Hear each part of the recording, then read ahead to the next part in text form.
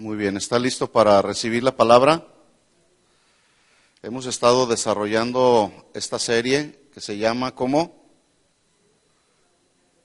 Ahí lo tiene en su pantalla. Jesús es la única respuesta. No es una respuesta, es la única respuesta. ¿Sí? Hace un tiempo atrás estaba leyendo un poco acerca de la biografía de Carlos Spurgeon, considerado el príncipe de los predicadores. En realidad él fue un pastor británico y dice parte de su biografía que una ocasión él iba rumbo a visitar a alguien, pero en el camino le agarró una tormenta de nieve y no pudo llegar a su destino. Pero a la mitad del camino se encontró con una iglesia donde estaba alguien predicando. Él tenía solamente 15 años de edad. Y ese día que llegó a la iglesia, el pastor que estaba predicando estaba hablando un mensaje acerca de la importancia de hablar del Evangelio, precisamente del Evangelio de Jesucristo. Y citaba una escritura en Isaías, donde invitaba a los no convertidos, los invitaba a venir a los pies de Cristo. Y ahí estaba ese joven de 15 años, que a tal predicación y a tal confrontación con su vida a través de la palabra, cuando este pastor hizo el llamado, pasó este joven. Pero fue tan fuerte el impacto que Carlos Spurgeon sintió en su corazón, que el hombre le dijo: arrepiéntete de tus pecados, porque si hoy viene Cristo, tu destino eterno será el infierno. Dice más o menos así la biografía de él. Y justo ese día, Carlos Spurgeon entregó su vida a Jesucristo por causa de un hombre que estuvo dispuesto a confrontar a un pecador. ¿Sí? Y bueno, este hombre ha hecho historia, todavía leemos su biografía, leemos sus sermones. Fue un hombre que vivió solamente 58 años de edad, pero de sus 58 años de edad, 42 los dedicó para conocer a Dios, pero también para predicar a Jesucristo. Y fue de mucho impacto. Hoy quiero hablarle justamente de la importancia que tenemos de predicar la palabra verdadera. Por eso es que estamos desarrollando esta serie, Jesús es la única respuesta, que es una serie basada en la carta de Pablo a los Colosenses. Y voy a tratar de aprovechar una porción de la escritura de esta carta de Pablo a los Colosenses, donde él hablaba precisamente con toda claridad acerca de la importancia de predicar la palabra verdadera del Evangelio. Así lo llamó él. Sí. Así que esta enseñanza que voy a compartir hoy va muy ligada con lo que hemos estado enseñando los domingos. Así que cuando yo estaba estudiando esto, dije, bueno, pues ok, Señor, tú sigues tratando con nosotros, sigues hablándonos acerca de la importancia de la predicación del Evangelio. Déjeme decirle que una iglesia que no siembra en la labor misionera, entiéndase por labor misionera, ir y hacer la misión de la predicación del Evangelio, de la enseñanza de las doctrinas fundamentales del cristianismo.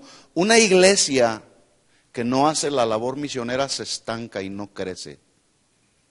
Por eso, si Dios nos ha estado hablando acerca de la importancia de predicar la palabra verdadera, ¿qué tenemos que hacer? Predicarla. Hace un momento Dios estaba usando a mi hermana Karina para darnos una palabra de advertencia. ¿Cuántos saben que el Señor ya viene? Pero muchos, todavía hay miles de personas alrededor del mundo que no conocen del Señor. Que no conocen. Es más, hay muchos dentro de las iglesias que están ahí en una iglesia, pero no son nacidos de nuevo. Lo cual significa que la predicación de la palabra verdadera del Evangelio, pues es una necesidad urgente, extremadamente urgente. No sé si estarán de acuerdo conmigo. Dice entonces Colosenses capítulo 1, versículo 3. Vamos a tomar como base estos versículos. Dice Pablo, siempre orando por vosotros. La oración para Pablo era parte de su estilo de vida. Note usted que dice ahí cuando Pablo está escribiendo, dice que siempre, ¿no? Dice ocasionalmente o cuando me acuerdo de orar por ustedes. Lo cual significa también que entre nosotros como hermanos en Cristo debemos siempre orar cada uno de nosotros por todos los hermanos en Cristo. Porque la predicación del Evangelio siga corriendo. Porque haya una carga, una necesidad en el corazón de los cristianos nacidos de nuevo por predicar la palabra. Esa debe de ser parte de nuestra oración, ¿verdad? Por eso dice Pablo, siempre estoy orando por ustedes, y luego añade diciendo, doy gracias a Dios, Padre de nuestro Señor Jesucristo, habiendo oído de vuestra fe en Cristo Jesús. Pablo todavía no iba a la iglesia de Colosas, no conocía a los hermanos que formaban parte de la iglesia de los colosenses, pero eso no le impidió a Pablo que orara por los hermanos. ¿Cuántos conocen a los hermanos de nuestra casa de oración en Phoenix? ¿Cuántos los conocen? Pero eso no nos debe de impedir que oremos por nuestros hermanos que están en la casa de oración en Phoenix. ¿Verdad que no? Bueno, justamente eso era lo que estaba pasando con Pablo. Él no los conocía, pero oía de su fe en Cristo Jesús. Y no solamente de su fe, también él oía del amor que se tenían todos los hermanos, todos los santos, a causa de la esperanza que os está guardada en los cielos. Pregunta, ¿a cuál esperanza se refiere? A la esperanza que todos los cristianos nacidos de nuevo debemos de tener y que se refiere justamente a la vida eterna, la cual se logra solamente estando en Cristo.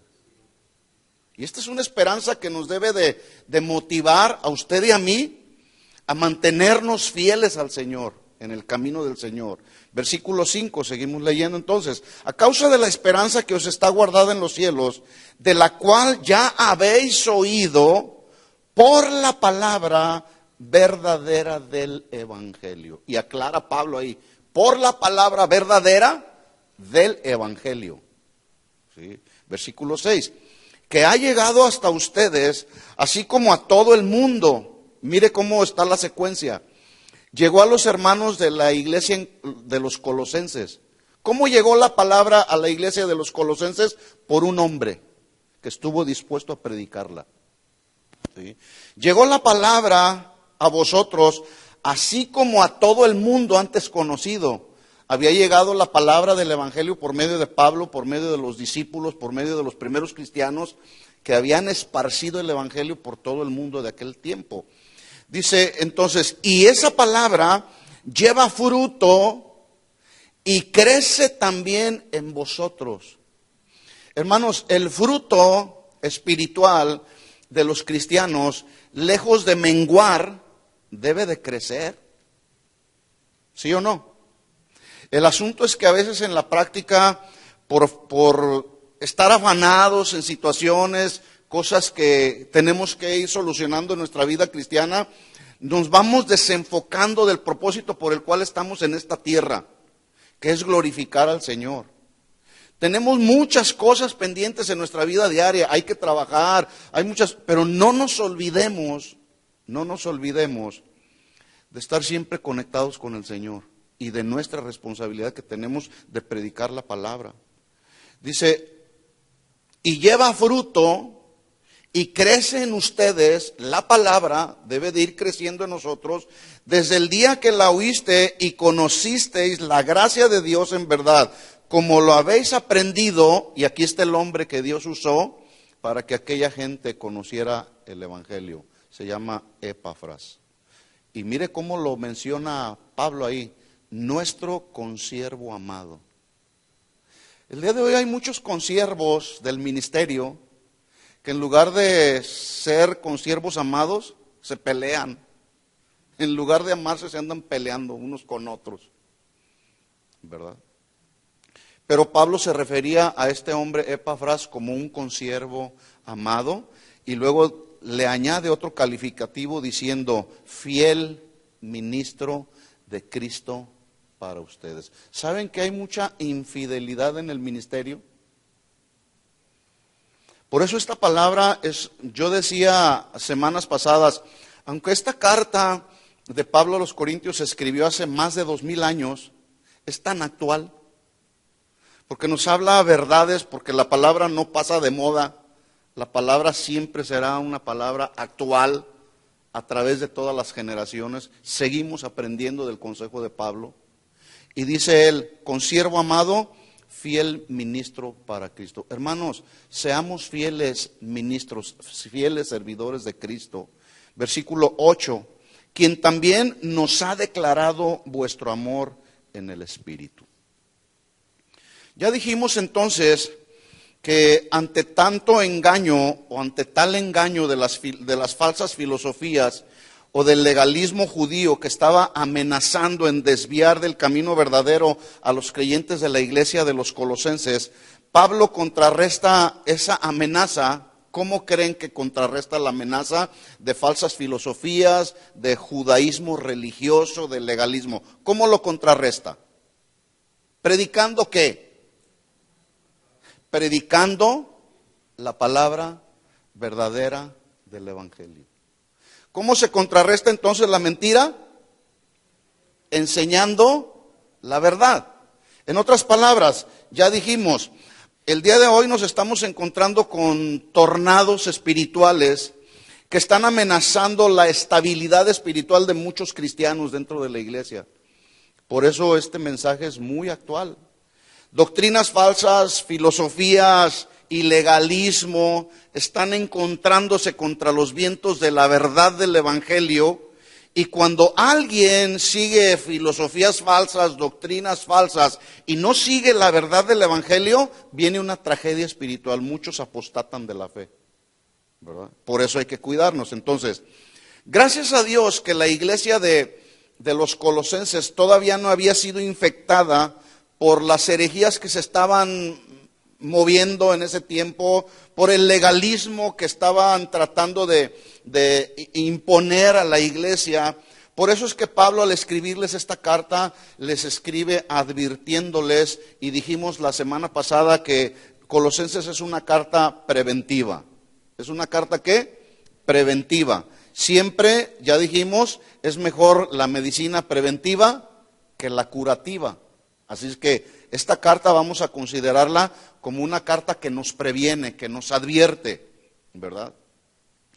John Hus, un predicador del Evangelio, que murió como un mártir también justamente por predicar el Evangelio, a él lo mataron, lo encendieron en una hoguera. ¿Se imagina? Que usted lo agarran, lo bañan de algún combustible y le ponen fuego. ¿Estarías dispuesto a morir por el Evangelio? Amén. ¿Lo dejas? Sí. Bueno, este hombre, en aquel tiempo, ahorita nosotros no estamos experimentando la persecución que experimentaron ellos y los primeros cristianos y todos los mártires de la historia. Pero a este hombre lo mataron en una hoguera, le prendieron fuego. ¿Por qué creen? Por causa de predicar el Evangelio. Y no se detenía. Es más, él dijo, prefiero herirlos con la verdad que matarlos con la mentira. ¿Sí? Hermanos, si no estamos en el camino del Señor, el destino eterno de nuestra vida no será el cielo, será el infierno. ¿Sí? Y este mensaje necesitamos predicarlo hoy más que nunca, sin temor. Ay, es que no hay que hablarles tan fuerte, porque se pueden ofender. ¿Cómo le está hablando el mundo a toda la sociedad, incluyendo a los cristianos que están dentro de una iglesia, a nuestros hijos en las escuelas? ¿Cómo les está hablando el mundo? Con toda claridad, las cosas como son. Y se están viendo tantas cosas tan terribles, que precisamente eso hace más urgente que usted y yo no nos callemos de predicar la verdad. Porque es mejor herirlos con la verdad que matarlos con la mentira o sobarles su pecadito, ¿verdad? ¿O qué prefieren? ¿Que les sobemos el pecado? ¿Los apapachemos con sus pecados? No. Alguien dijo que si la verdad del Evangelio es la que nos hace libres, ¿por qué no predicarla? ¿Qué es lo que nos hace libres? La verdad del Evangelio. ¿Sí? Y Jesús lo dijo con toda autoridad. Conocerán la verdad y la verdad nos hará libres. ¿De qué? Libres de la condenación eterna, libres del engaño. Por eso hay que escudriñar la palabra, por eso hay que procurar entenderla, comprenderla, pedirle a Dios sabiduría, inteligencia espiritual. Escudriñar significa escarbar y escarbar y escarbar hasta encontrar y sacar los tesoros que están ahí, ya revelados en la palabra de Dios, pero que a veces no los entendemos.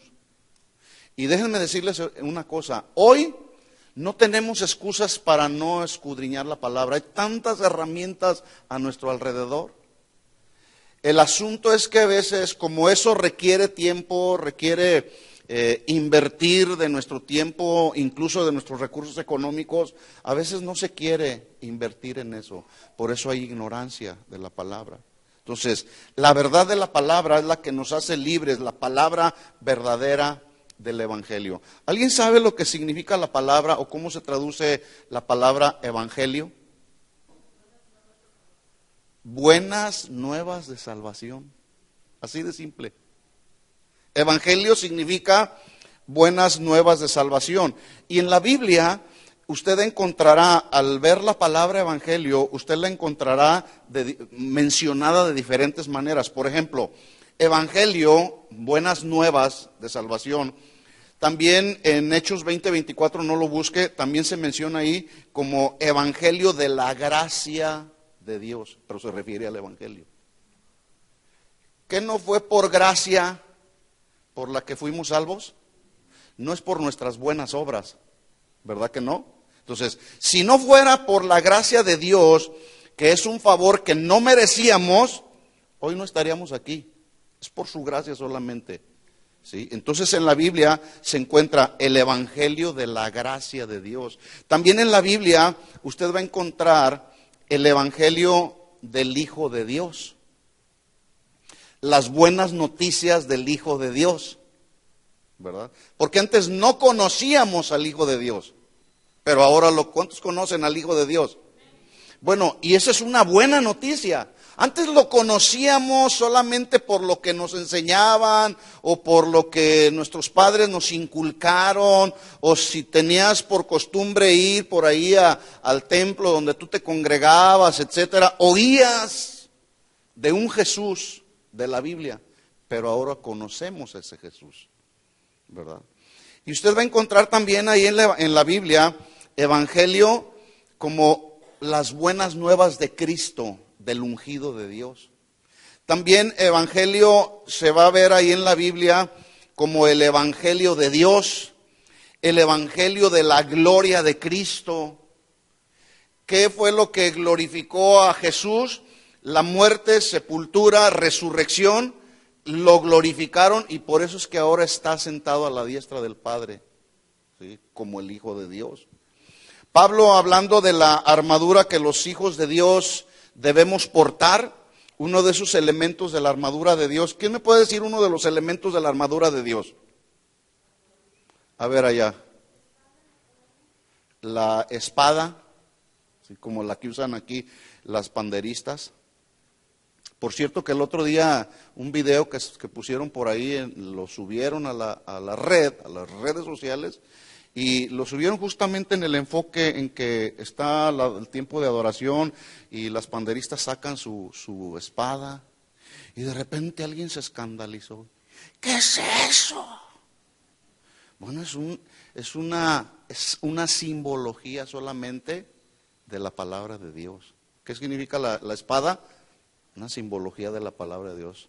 La palabra de Dios está establecida en la Biblia como la espada del Espíritu, ¿verdad? ¿Alguna otra parte de la armadura de Dios? el yelmo, el casco de la salvación. ¿Qué más? Hay un escudo de la fe. Luego el cinturón de la verdad. Luego, ¿con qué se calzan los pies?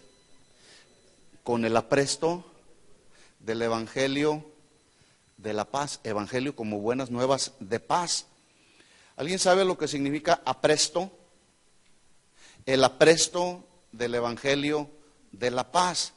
Se refiere a siempre estar listos, prestos, preparados, dispuestos de ofrecer buenas nuevas que traigan paz con Dios, o mejor dicho, que traigan paz entre Dios y el pecador.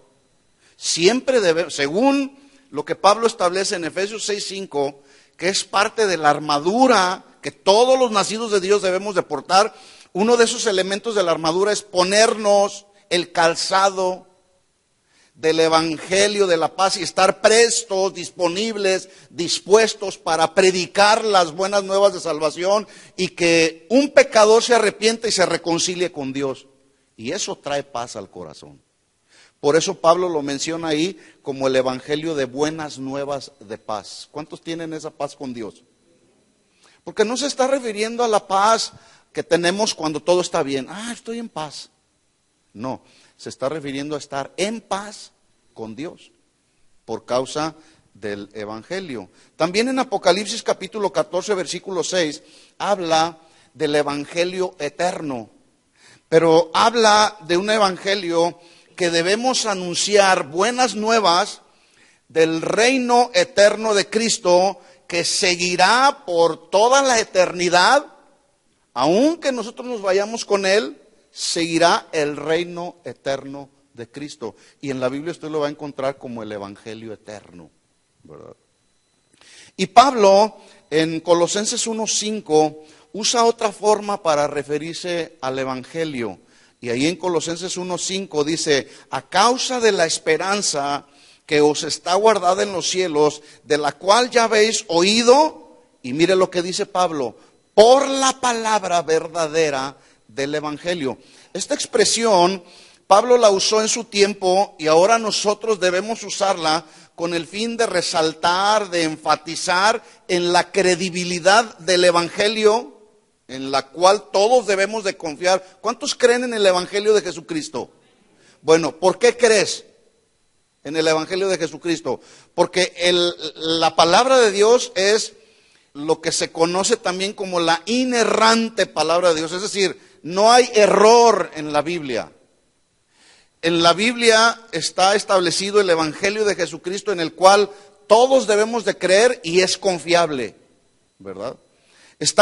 Hay un eslogan que luego por ahí sacamos en uno de nuestros eventos, que luego incluso en nuestra página está por ahí establecido. Estamos comprometidos con la verdad del Evangelio de Jesucristo. La palabra evangelio también se utilizaba con frecuencia para hablar de las victorias que se lograban en las diferentes batallas, ¿verdad?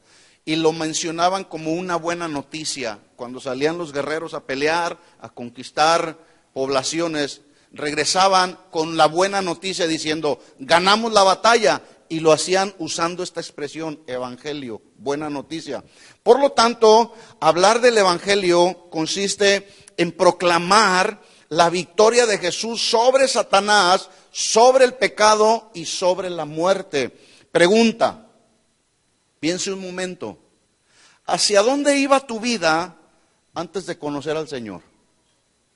Yo quiero que me digan algunos, ¿hacia dónde iba su vida? A ver, piensen algunos, levantan la mano y me dicen, mi vida iba hacia el infierno, ¿verdad? ¿Cuáles eran esas actitudes, esos comportamientos, ese camino en el que tú andabas que te estaba llevando al infierno? A ver, ¿quién me puede decir? ¿Hacia dónde iba su vida, hermana Luz? Caminos de muerte. ¿Por qué causa? Por el pecado. ¿Quién más por ahí? Vamos a tratar de hacer conciencia. Juntos aprendemos, hermanos. No crean que les pregunto solamente por molestarlos. No. Porque juntos aprendemos también. Juntos nos conocemos.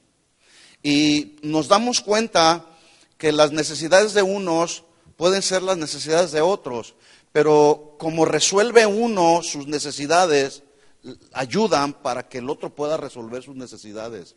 Ese es el propósito que busco, ¿no? Para que vayamos edificándonos juntos. Todos somos pecadores, nuestra vida iba al infierno directamente, pero es bueno hacer conciencia de esto. ¿Estamos? ¿Me ayudan entonces? Ok. ¿Hacia dónde iba tu vida? ¿Y por qué causa? Si lo puedes mencionar. Si no, pues bueno, con simples palabras. ¿Hacia dónde iba tu vida, Timoteo? Al infierno. ¿Por causa de qué? Del pecado. Por causa de vicios. Vicios, drogas, mentiras, adulterios. ¿Por qué? La violencia, la desobediencia. ¿Sí? Todas son situaciones que nos llevaban al infierno a todos. Pero escuchen esto, la buena noticia es que gracias al sacrificio perfecto de Jesús en la cruz, ahí fue ganada la batalla. El acta que nos decretaba como culpables, Jesús la agarra y la clava en la cruz.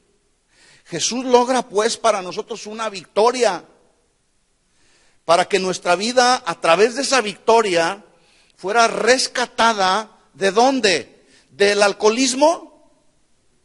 Del infierno.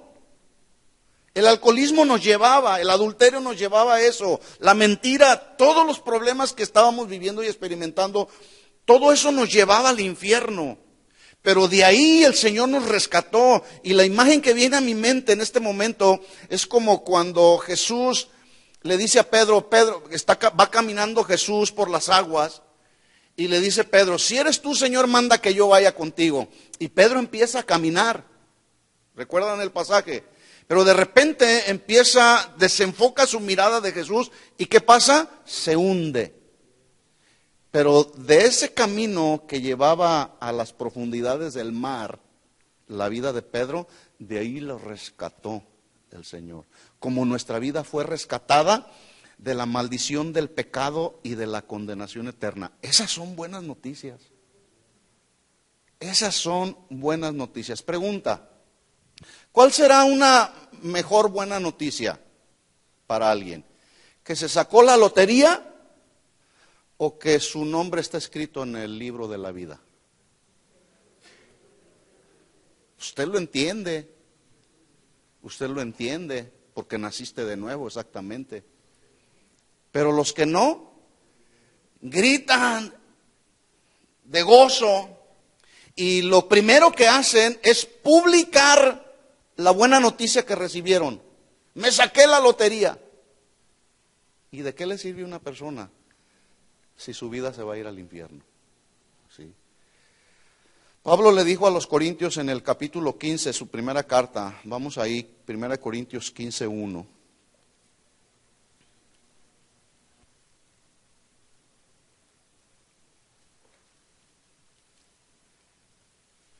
Primera de Corintios 15:1, dice Pablo, además os declaro. Y estas declaraciones que hacía Pablo son declaraciones verdaderas, no es, yo declaro en este momento que vas a ser próspero en todo lo que hagas. Ese tipo de declaraciones son vanas, ¿sí? No tienen sentido. Pablo dice, yo declaro, les doy a conocer, así se traduce, hermanos, el evangelio. ¿Qué dijimos que significa evangelio? Buenas noticias. Que os he predicado. Otra versión dice, las buenas noticias con que los he evangelizado. ¿A quiénes? A los corintios. El cual también recibiste. ¿Qué recibieron? El evangelio. Escuchen esto, hoy no todos reciben la palabra del evangelio. No todos lo reciben.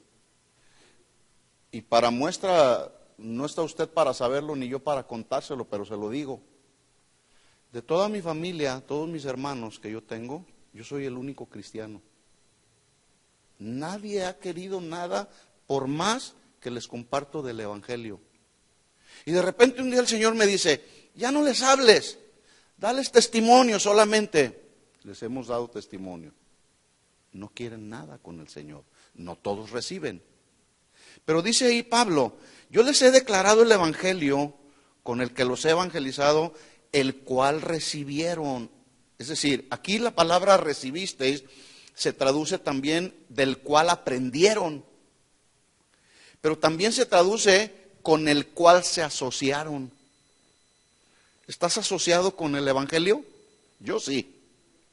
Todos los nacidos de nuevo debemos estar asociados con lo que dice el evangelio, las buenas nuevas de salvación. Que soy salvo por gracia, no por obras. ¿Sí?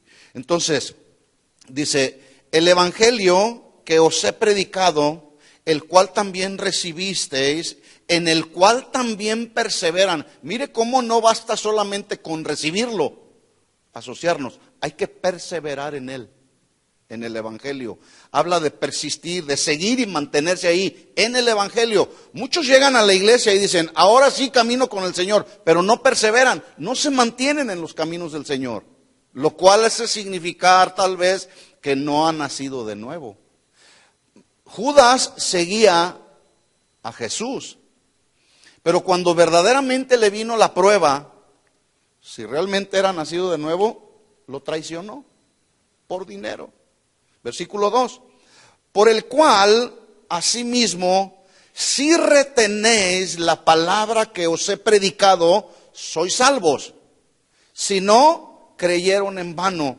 Porque primeramente os he enseñado lo que asimismo recibí, que Cristo murió por nuestros pecados conforme a las Escrituras, y que fue sepultado y que resucitó al tercer día conforme a las Escrituras, a la inerrancia de la palabra de Dios, la palabra que no se equivoca. Así que la predicación del Evangelio consiste en dar las buenas noticias de la muerte, sepultura y resurrección de Jesús para el perdón de todos nuestros pecados, y todo aquel que en Él cree no se perderá, pero sí tendrá vida eterna. ¿Cuándo fue la última vez que le hablamos a alguien de Cristo, de estas buenas noticias? El mismo Carlos Spurgeon, él dijo, entre todos sus pensamientos que quedaron por ahí registrados, él dijo, no fuiste salvo para que vayas al cielo solo. Fuiste salvado para que lleves otras personas contigo, ¿verdad? Y hablando de el propósito por el cual estamos aquí, porque la gente luego ni siquiera sabe cuál es su propósito por el cual están en este planeta. ¿Para qué estás?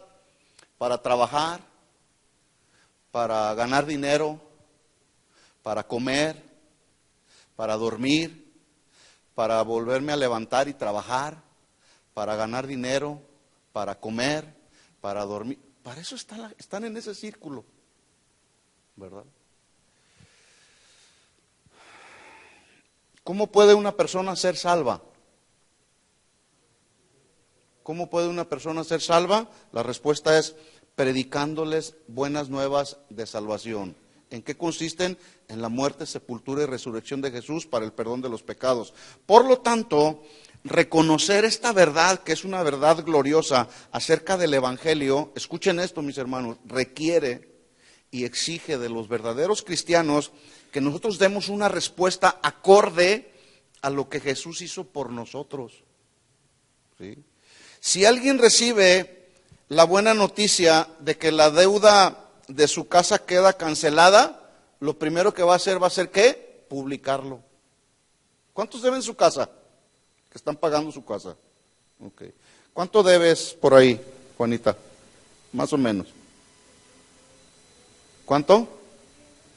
Como 340. ¿Usted, mi hermana? 60. ¿Quién más debe su casa? ¿Y cuánto debe?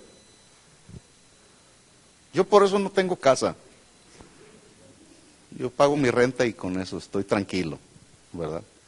Imagínense que el día de mañana reciben la noticia de que la deuda de su casa queda totalmente cancelada.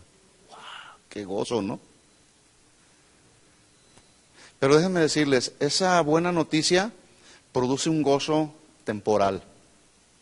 Pero el gozo de recibir la buena noticia de salvación es un gozo que permanece para siempre. Yo tengo ya casi 30 años conociendo al Señor y no se me ha acabado ese gozo de haber conocido un día al Señor. Es más, a veces me doy de topes y le digo, Señor, ¿por qué no te conocí antes? ¿Verdad? Pero bueno, Dios tenía su tiempo. Lo primero que hacemos al recibir una buena noticia de lo secular es publicarlo, ¿verdad? Y no está mal, pero la buena noticia de la salvación de nuestra alma es mucho mejor. Hubo una hermana hace algunos años que estaban a punto de embargarle su casa. Ella debía, en aquellos años, le estoy hablando hace algunos 25 años atrás, ella debía 80,000 pesos. Buen dinero, ¿no? Como ahora es un buen dinero. Si usted le regalan 80,000 pesos, o lo equivalente a 80,000 pesos en dólares, ¿dónde estaban, no? Bueno, esta hermana tenía una deuda, debía 80,000 pesos. Si no pagaba la deuda en un mes, le iban a embargar su casa. Y todos los días yo recuerdo que en nuestra reunión de oración la hermana pedía, hermanos, ayúdenme a orar, que Dios mueva el corazón de la financiera para que algo pase y no me quiten mi casa. Y la señora, la hermana, pues ya era una hermana mayor, madura ya, ya estaba incluso jubilada, no tenía más opción, se quedaría sin casa, era sola. Y todos los días oraba y todos los días oraba. De repente, en ese lapso de un mes, de repente se nos desaparece como unos 5 días, ¿verdad? Ya no la vimos en la oración, todos los días ahí estaba. Y de repente ya no la vimos y un día llega, pasó el mes que le dieron, si no pagaba le embargaban su casa, pero de repente la vemos que entra y llore y llore. Dije, ya le quitaron su casa. Pero venía llorando de gozo, la hermana. Y de repente nos interrumpió ahí, estábamos ahí orando, hermanos, discúlpenme que los interrumpa, pero les tengo una buena noticia. Me desaparecí durante estos 5 días porque recibí la noticia de que un familiar mío murió y me dejó una herencia. ¿De cuánto creen que le dejaron la herencia? ¿De cuánto? ¿Tú conocías a la hermana? 80,000 pesos justamente. ¿Sí? Y lo primero que hizo cuando recibió esa buena noticia, pues fue precisamente publicarla. Pero saben, a diferencia de ese tipo de cosas, experiencias, testimonios que tenemos, predicar las buenas noticias de salvación es mucho mejor. El problema es que no lo hacemos. ¿Sí? Cuando la Biblia narra en Mateo capítulo 9, no lo tiene que buscar, habla de 2 ciegos que andaban ahí siguiendo a Jesús, porque ellos habían oído que Jesús no solamente andaba predicando el Evangelio, sino andaba sanando toda enfermedad de todos aquellos que estaban padeciendo enfermedades, y ellos esperaban un milagro, y andaban detrás de Jesús. Y una ocasión, de lejos, le gritan a Jesús, ten misericordia de nosotros, hijo de David. Y Jesús se toma el tiempo y se acerca con ellos para preguntarles, ¿creen que puedo sanarles? Y ellos dijeron con toda seguridad, creemos, Señor. Y simplemente Jesús tocó sus ojos y les dijo, conforme a su fe se ha hecho. Y en ese momento, al instante, recibieron la vista. Y la instrucción que Jesús les dijo fue, miren que nadie lo sepa. ¿Qué creen que hicieron estos ciegos? Lo primero que hicieron fue justamente divulgar, dice el 9:31 de Mateo, pero salidos estos 2 ciegos, empezaron a divulgar la fama de Jesús por toda aquella tierra. Recibieron una buena noticia, fueron sus ojos sanados. Pero escuchen esto, las buenas noticias de salvación están por encima de una buena noticia de sanidad. Y Pablo lo sabía, por eso le escribe a los colosenses y les dice, hay que predicar la palabra que da esperanza de la vida eterna, pero la palabra verdadera del Evangelio. Voy a mencionar a continuación, en el tiempo que me queda, algunas responsabilidades que se nos requiere y aún se nos exige como verdaderos hijos de Dios con respecto al Evangelio. ¿Qué tenemos que hacer con ese Evangelio que nosotros ya recibimos? Tenerlo ahí solamente guardado no sirve de nada. Hay que anunciarlo, hay que publicarlo, recordando las palabras de Pablo, que él oraba por los colosenses, porque ellos habían recibido ya, por causa de la predicación del Evangelio, la esperanza que ellos tenían guardada de los cielos, de la vida eterna, la cual oyeron por la palabra verdadera del Evangelio. Que un hombre llamado Epafras recibió, asumió la responsabilidad de predicar la palabra verdadera. Dicen las estadísticas que ahorita ya en este planeta hay más de 6,000 millones de personas. ¿Usted sabe cuántas de esas más de 6,000 millones de personas profesan ser cristianos? Cristianos, no estoy hablando de budistas, no estoy hablando de musulmanes, no estoy hablando de otras sectas. ¿Usted sabe más o menos, de esos 6,000 millones de personas, sabe más o menos cuántos profesan ser cristianos? Más de 2,000 millones de personas.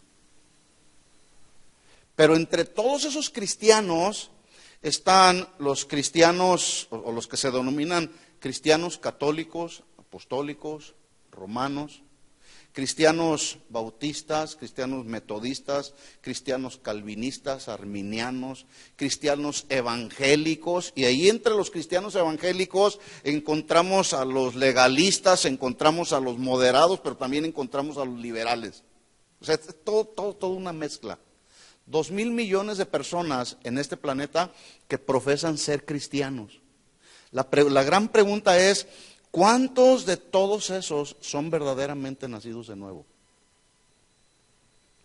Hay ahorita solamente un pequeño remanente que verdaderamente ha creído en la palabra verdadera del Evangelio. Bueno, este hombre, Carlos Spurgeon, él escribió hace ya aproximadamente 165 años, durante su vida y ministerio, hace 65 años, él escribió lo siguiente, diciendo, llegará un día en que en lugar de pastores alimentando las ovejas, habrá payasos entreteniendo a las cabras. ¿Saben que eso se cumplió? Eso que él dijo hace 165 años atrás, hoy se está cumpliendo. Hay un montón de payasos que no están alimentando a las ovejas con el alimento de la palabra verdadera, pero sí están entreteniendo a todos aquellos que se dicen ser cristianos. Él mismo también decía, ¿no hay Cristo en tu sermón, caballero? Entonces vete a tu casa y nunca prediques de nuevo hasta que tengas algo que valga la pena oír. ¿Sí? Si no es la predicación del Evangelio, de la palabra de Dios, el Evangelio verdadero, no vale la pena oírlo. No vale la pena. Porque no edifica. A veces me llegan a mí ahí, hermano, le recomiendo este video. Y lo empiezo a ver. Y al momento en que veo que ya no me está edificando, lo apago. Hay mucho material que está saliendo ahorita, escrito, visto a través de las redes, que no está edificando. ¿Sí? Tenemos entonces responsabilidades que se nos requiere y se nos exige, dije yo hace un momento, acerca de lo que debemos hacer con el Evangelio. No podemos tenerlo solamente guardado. Número 1, debemos proclamar esas buenas nuevas de salvación, no solamente porque es un mandamiento, sino porque Jesús nos dejó ejemplo.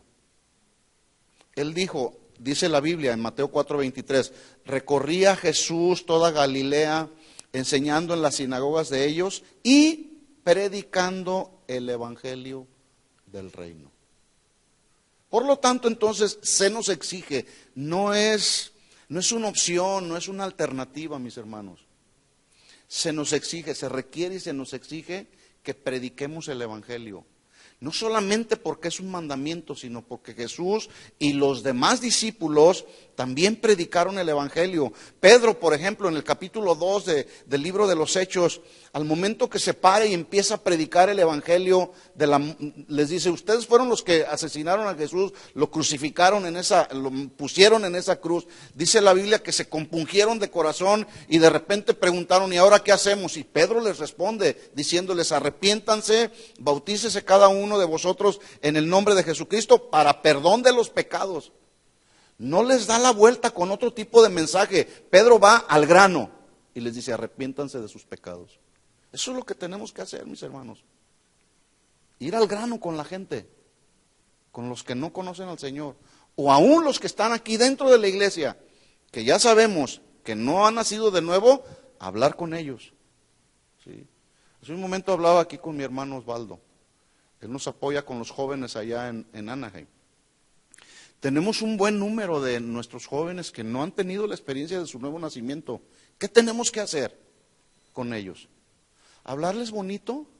Ah, no te preocupes. No, preocúpate, porque si no te arrepientes de tus pecados te vas a ir al infierno. Ahora, nosotros los tenemos una hora solamente, el domingo. Pero los padres los tienen ahí toda la semana, ¿verdad? Entonces, ¿qué tenemos que hacer con ese evangelio? Predicarlo, con libertad, con autoridad. Número 2, ¿qué debemos hacer con ese evangelio? Defender justamente la veracidad del evangelio. No porque el evangelio en sí mismo lo necesita, sino porque debemos de ser defensores del evangelio, apologistas del evangelio, defensores de la verdad del evangelio. Vuelvo a repetir, insisto en esto, no porque lo necesita el evangelio, sino porque hay gente que no lo conoce, la verdad del evangelio. Pablo, después de haber sido un perseguidor de los que predicaban el evangelio, se convirtió en un buen defensor del evangelio. A los filipenses les escribió en el capítulo 1, versículo 12, vamos ahí, Filipenses 1, 12.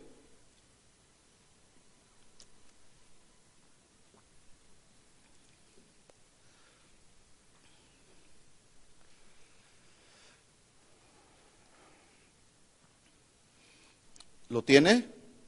Dice, quiero que sepan, hermanos, que las cosas que me han sucedido, ¿qué le había sucedido? ¿Dónde estaba Pablo? Estaba en la prisión, estaba en la cárcel. Y él decía, las cosas que me han sucedido han redundado más bien para el progreso del evangelio, de tal manera que mis prisiones se han hecho patentes en Cristo en todo el pretorio. Esta palabra pretorio habla del lugar o la oficina del gobernador de Roma. Pablo estaba prisionero en Roma. ¿Sí?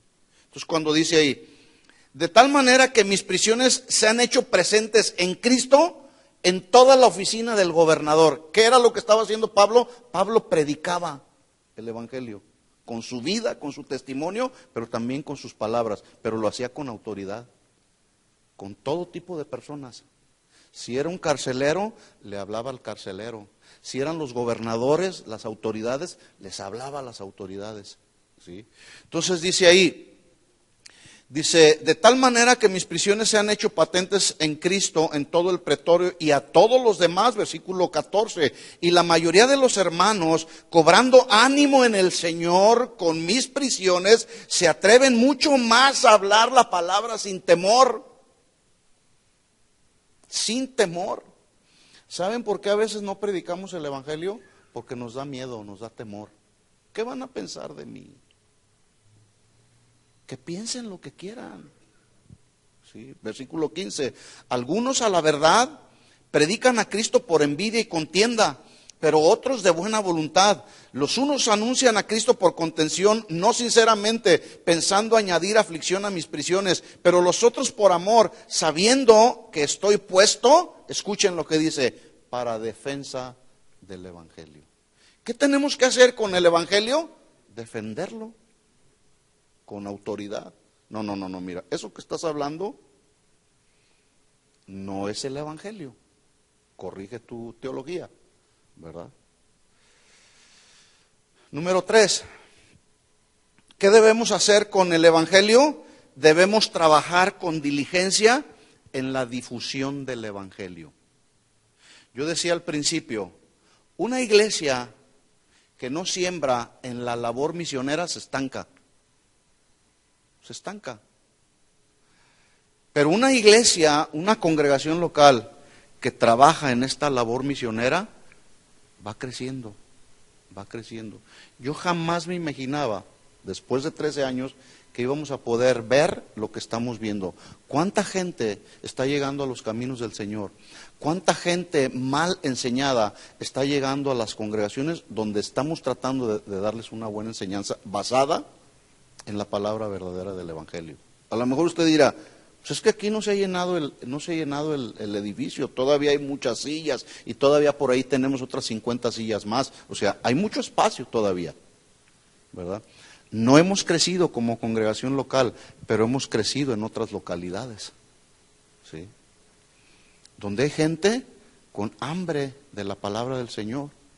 Imagínense que luego dijéramos, hay necesidad, y todo esto pues obviamente es dirigido por el Señor. No estamos en Glendale solamente por estar ahí o porque se nos antojó. Vamos a abrir una congregación allá en Glendale. No, Dios de alguna manera en su soberanía, en su sabiduría nos empezó a dirigir de esa manera. Llegamos a Glendale, después llegamos a Oxnard, después nos fuimos a Anaheim y después nos iremos a donde el Señor nos mande. ¿Cuántos van? ¿Sí van? ¿Sí vas, Karina? ¿Tú también? Bueno, esa ofrenda misionera que estamos recogiendo nos está ayudando. Nosotros estamos haciendo una labor aquí. Nuestra congregación en México está haciendo otra labor. Lo que usted siembra está ayudando para eso. Su dinero no está siendo en vano. Se está trabajando, se está usando para esos propósitos. ¿Por qué? Porque sabemos que debemos de trabajar con diligencia en la difusión del Evangelio hasta que el Señor venga. ¿O qué? ¿O nos quedamos mejor aquí bien cómodos? Ay, la Biblia dice que el Señor es el que añade. Pablo decía, yo sembré, Apolos regó y el crecimiento lo da el Señor. Así que bueno, pues como el crecimiento lo da el Señor, vamos a cruzarnos de brazos y vamos a esperar que el Señor nos dé el crecimiento. No, sí es cierto, el Señor da el crecimiento, pero nosotros tenemos una responsabilidad. Tenemos que trabajar con diligencia en la difusión del Evangelio. Pablo les escribía a los filipenses también en el capítulo 1, versículo 27, se lo leo rápido, dice Pablo, solamente que os comportéis como es digno del Evangelio de Cristo, para que, o sea que vaya a veros o que esté ausente, oiga de ustedes que están firmes en un mismo espíritu, combatiendo unánimes por la fe del Evangelio. ¿Sí? Le leo este mismo versículo en otra versión, Palabra de Dios para Todos, dice Pablo, pero sobre todo, vivan de una manera digna de las buenas noticias de Cristo que recibieron. Ya sea que yo regrese a ustedes o no, quisiera escuchar que permanecen en el mismo propósito, luchando todos juntos por la fe revelada en las buenas noticias. ¿Sí? ¿Qué debemos hacer? En cuarto lugar, con el Evangelio que nos fue compartido. Debemos buscar, escuchen esto, este es otro punto, debemos buscar la comunión con otros que comparten nuestra misma fe del Evangelio para edificarnos mutuamente. En otras palabras, que en la medida que vas caminando en los caminos del Señor, puedas encontrarte con otros hermanos con los cuales te puedas juntar para edificarnos con las verdades del Evangelio. La semana pasada una hermana de aquí de la congregación me dice, hermano, yo necesito seguir escuchando de la palabra del Señor, a veces por cuestiones de mi trabajo, no tengo oportunidad de venir ni los miércoles ni los domingos. Yo estoy dispuesta a abrir mi casa para hacer un estudio bíblico ahí, ¿me pueden apoyar con eso? Tengo hambre, tengo necesidad de la predicación del Evangelio. Le dije, bueno, vamos a tratar de considerarlo y si hay oportunidad, ¿por qué no vamos a ir? ¿Verdad? Dice dice el libro de los Hechos ahí en este punto, comunión unos con otros. Todos esos a los que Pedro les predicó en su primer mensaje, primero y segundo mensaje, dice en Hechos de los Apóstoles que todos ellos que recibieron la palabra, después que fueron bautizados, que se añadieron en su primer mensaje, en aquel tiempo, 3,000 personas, dice que esos que se añadieron, esas 3,000 personas, perseveraban en la doctrina de los apóstoles. No estaban perdiendo el tiempo. Estaban perseverando en la doctrina, se mantenían ahí, pero también en la comunión unos con otros, pero también en el partimiento del pan y en las oraciones. Quinto lugar, rápido vamos. debemos estar dispuestos a sufrir por causa del Evangelio. Pablo exhortó a Timoteo en 2 de Timoteo 1:8. 2 de Timoteo 1:8, se lo leo. Dice Pablo a Timoteo: por tanto, no te avergüences de dar testimonio de nuestro Señor, ni de mí. Porque la gente sabía que Timoteo era discípulo de Pablo. Entonces Pablo le dice: no te avergüences de decir que eres un aprendiz, ¿verdad? Dice: preso suyo, si no participa, ¿de qué? De las aflicciones, es decir, sufrir adversidad por el Evangelio según el poder de Dios. Pregunta: ¿Pablo sufrió por causa del Evangelio? ¿Sí? Usted estudia la vida del apóstol Pablo y durante todo ese tiempo que estaba en la cárcel lo azotaron, lo golpearon. ¿Sí? Si recordemos que las cartas Colosenses, Filipenses, Efesios y Filemón fueron escritas estando Pablo en una prisión. Jesús dijo en el Sermón del Monte, en la bienaventuranza, en Mateo 5:11, hablando de las bienaventuranzas, dijo Jesús: bienaventurados, dichosos, verdaderamente felices serán ustedes cuando por mi causa los vituperen. ¿Alguna ocasión te han vituperado? O difamado, así se traduce también. ¿Alguna ocasión te han difamado? Bienaventurado serás, por causa del Evangelio, ¿verdad? Dice: bienaventurados son cuando por mi causa los vituperen y los persigan y digan toda clase de males contra ustedes mintiendo. La gente puede decir de ti todo lo que quieran decir, mintiendo, y que hablen. Preocupémonos si lo que están diciendo de nosotros es verdadero. Pero si están mintiendo, que hablen, que hablen. Hace unos días me llamó un pastor, amigo nuestro, me dice: tengo problemas porque una señora no deja de hablar de mí en el Facebook. Y decir una cosa y otra cosa. Le dije: no te preocupes, déjala que siga hablando. ¿O es cierto lo que está diciendo de ti? Pues no, tú me conoces. Le dije: entonces, déjala que siga hablando. Bienaventurado serás. Bienaventurados, dice, cuando os digan toda clase de mal contra vosotros mintiendo, dice el versículo 12, gozaos y alegraos. Pero a veces la primera reacción que tenemos cuando alguien habla de nosotros no es de gozo, ¿verdad que no? Ay, me las va a pagar la primera que me encuentre. Me está difamando, está diciendo algo de mí que no es cierto. No. A veces perdemos tanto tiempo en cosas tan vanas. Dice ahí Jesús: gozaos y alegraos, porque vuestro galardón es grande en los cielos, porque así persiguieron a los profetas que fueron antes de vosotros. ¿Hablaron de Jesús, sí o no? Le dijeron que era borracho, que era comilón, que él echaba a los demonios por Belcebú. Hablaron. ¿Era cierto que Jesús era comilón, borracho y que echaba a los demonios por...? No. Y yo no veo que Jesús... Oye, ¿por qué andas hablando de mí? Dijiste esto y esto. No. Hay que encomendar la causa al que juzga con justicia. Número 6 y última, termino con esta. Debemos tomar las medidas necesarias respecto al Evangelio. ¿Sí? Acuérdese, yo le dije, estas son exigencias, requerimientos que los nacidos de nuevo tenemos que hacer, son responsabilidades que se nos exige que hagamos con el Evangelio. ¿Sí? Debemos tomar las medidas necesarias para que nuestra vida no sea un tropiezo en la predicación del Evangelio. ¿Qué quiero decir con esto? Que nuestro testimonio juega un papel muy importante. Ahorita estoy tratando un asunto donde el varón, su esposa no es cristiana, pero el varón está batallando. Pero una de las luchas que él tiene, la esposa recibe la palabra, recibe la enseñanza, pero una de las cosas por las cuales está batallando es porque está viendo un mal testimonio en la gente que se dice cristiana y que los está rodeando a ellos. Tú me dices que me arrepienta de mis pecados y mira, aquel va a la iglesia y es un pecador, es una mentirosa. ¿Sí?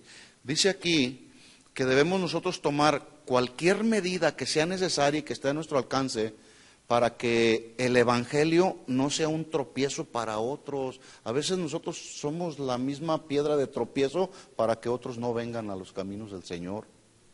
Pablo, en su afán, en su deseo, en su anhelo, en su pasión porque otros vinieran a los caminos del Señor, él estuvo dispuesto aún a renunciar como ministro de Dios, a renunciar a la paga, la cual era un derecho que se le pagara por predicar el evangelio. Él dijo, si nosotros sembramos entre vosotros lo espiritual, es gran cosa si segamos de ustedes lo material. Si otros participan de este derecho sobre ustedes, ¿cuánto más nosotros? Dice, pero yo no usaré de este mi derecho, sino más bien prefiero soportarlo todo para no poner ningún obstáculo en la predicación del evangelio. Porque algunos acusaban a Pablo de que Pablo predicaba el evangelio por dinero. Y esa fue parte de su defensa. Pero él dijo, ok, voy a renunciar a ese mi derecho. Voy a trabajar con estas manos. Eso no significa, esta fue una instrucción que Dios le dio a Pablo de una manera especial, ¿verdad? Y él se puso a trabajar, ¿verdad? Para no ser tropiezo para algunos en el evangelio.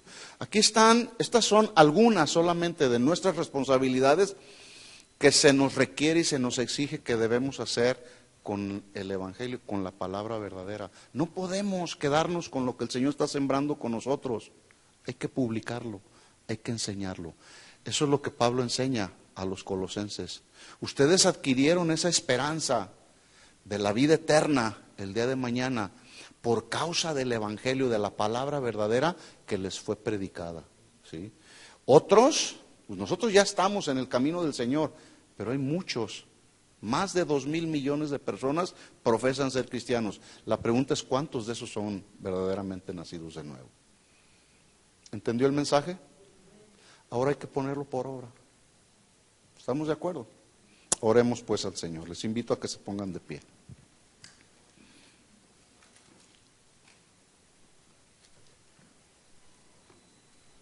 Yo quisiera pedirle que levantáramos nuestras manos a Él y pudiéramos decirle al Señor, Señor, una vez más, tu palabra es clara, Señor. Tu palabra es directa, Señor. Tu palabra es tan evidente. Tu palabra nos confronta. Tu palabra nos desafía, Señor. Y hoy sabemos una vez más la necesidad que hay, Señor, especialmente en este tiempo, Señor, donde el amor de muchos se ha enfriado, donde tantas falsas doctrinas y tantas falsas enseñanzas han surgido y seguirán surgiendo. Señor, tú nos llamas a cumplir con nuestras responsabilidades como hijos tuyos. Y con nuestras manos alzadas a ti, Señor, queremos decirte que estamos comprometidos con la verdad que nos ha hecho libres a nosotros, pero también estamos comprometidos, nos comprometemos, Señor, a publicar, a proclamar esas verdades, para que otros, Señor, puedan ser rescatados por causa de la predicación, de la muerte, sepultura y resurrección de Jesús, puedan ser rescatados de la condenación eterna, Señor. Por eso queremos, Señor, tomar las palabras del apóstol Pablo cuando dijo, no me avergüenzo del evangelio porque es poder de Dios para salvación a todo aquel que crea, al judío primeramente y también al griego, porque en el evangelio la justicia de Dios se revela por fe y para fe, como está escrito, el justo por la fe vivirá. Señor, queremos perseverar en el evangelio, permanecer ahí, persistir ahí, Señor, no desviarnos ni a la derecha ni a la izquierda. Ayúdanos, Señor, ayúdanos. ¿Por qué no oras por tu hermano que tienes ahí a tu lado? Pon tu mano derecha sobre de él y dile, Señor, guarda la vida de mi hermano, guarda, Señor, su vida, guarda, Señor, su alma, guarda su familia, Señor. Y yo te pido, Padre, en el nombre de Jesús, que a donde quiera que mi hermano vaya, Señor, vaya predicando y proclamando siempre con diligencia las verdades del Evangelio, Señor. Porque son las verdades del Evangelio las que nos hacen libres, Señor. Y si es la verdad de tu Evangelio la que nos hace libres, pues entonces queremos predicarla, queremos publicarla y queremos proclamarla como la mejor buena noticia.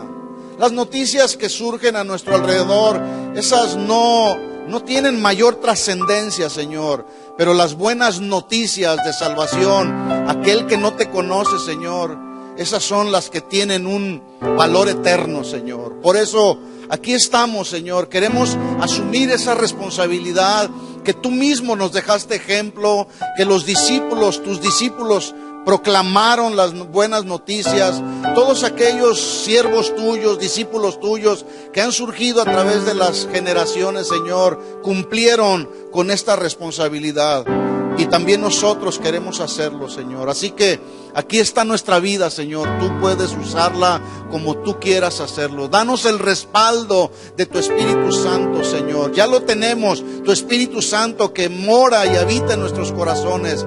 Tú dijiste, Señor, que recibiríamos poder, respaldo de tu Espíritu Santo cuando Él viniera a nuestros corazones. Lo hemos recibido, Señor, de tu Espíritu Santo. Ahora queremos ser testigos en Jerusalén, en Judea, en Samaria y hasta lo último de la tierra, Señor. Así que aquí estamos. Heme aquí, Señor. Envíame a mí a donde tú quieras enviarme, Señor. Estamos dispuestos, Señor, para cumplir con esta responsabilidad de predicar tu palabra a aquellos que no te conocen, Señor.